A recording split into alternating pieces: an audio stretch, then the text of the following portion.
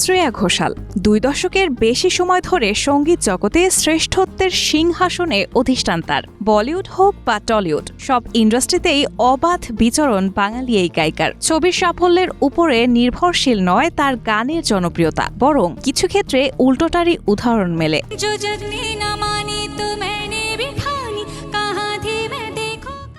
পাঁচটি জাতীয় পুরস্কার শ্রেয়ার ঝুলিতে। বাংলা এবং হিন্দি ছাড়াও তামিল, তেলেগু একাধিক ভাষায় গান গেয়েছেন তিনি।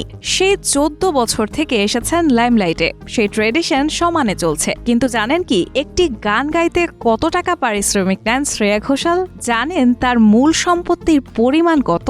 গাড়ির সংখ্যাই বা কয়টি? সঞ্জয় লীলা বনসালী পরিচালিত দেবদাসে গানের মাধ্যমে বলিউডে হাতেখড়ি শ্রেয়ার। তারপর একের পর এক গানের প্রস্তাব। সময়ের সঙ্গে প্রথম সারির প্লেব্যাক শিল্পীদের তালিকায় নাম শামিল হয় তার। একাধিক সংবাদ মাধ্যমের দাবি, প্রতি গান পিছু 25 লক্ষ টাকা করে পারিশ্রমিক নেন শ্রেয়া। তবে এই বিষয়ে গায়িকা বা তার টিমের পক্ষ থেকে কোনো সিলমোহর বসানো হয়নি।